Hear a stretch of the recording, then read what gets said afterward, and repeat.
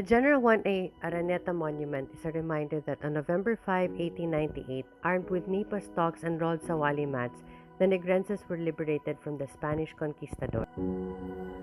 The Bago City marker stands proudly as a testament of the Filipinos' victory over their 333-year oppressor, claiming one of the greatest triumphs ever known in the province.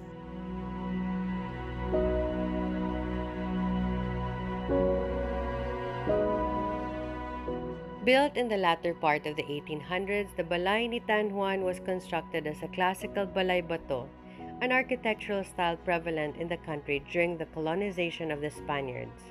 The abode was formerly owned by General Juan Araneta's aunt, Natividad Sichon Palacios, who then gave the house to her nephew as a form of gratitude for all he had done for the poblacion.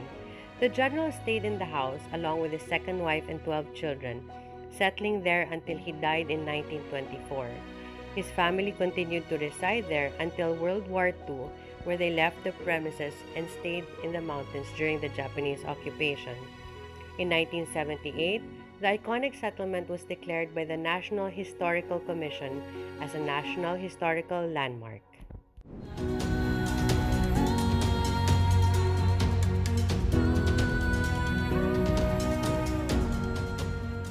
Because the city was founded on June 24, 1575, right on St. John the Baptist's feast day, one can resolve that he was made patron saint for such a reason.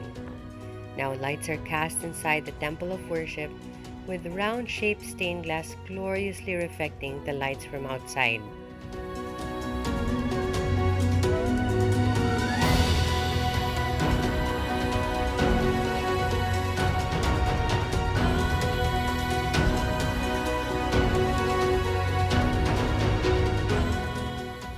The Rafael Salas Park and Nature Center serves as a gateway to Mount Canlaon Natural Park.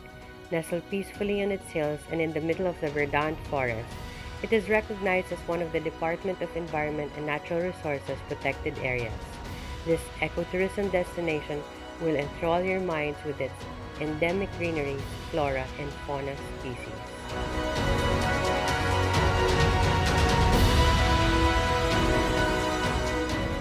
You can ponder 80 or so rich years of history while enjoying any of the 3 cool spring water pools of Buenos Aires Mountain Resort.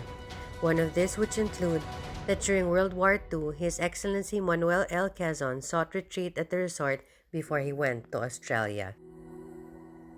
Quipot Twin Falls is the perfect destination for every excursionist with a heart for breathtaking adventure.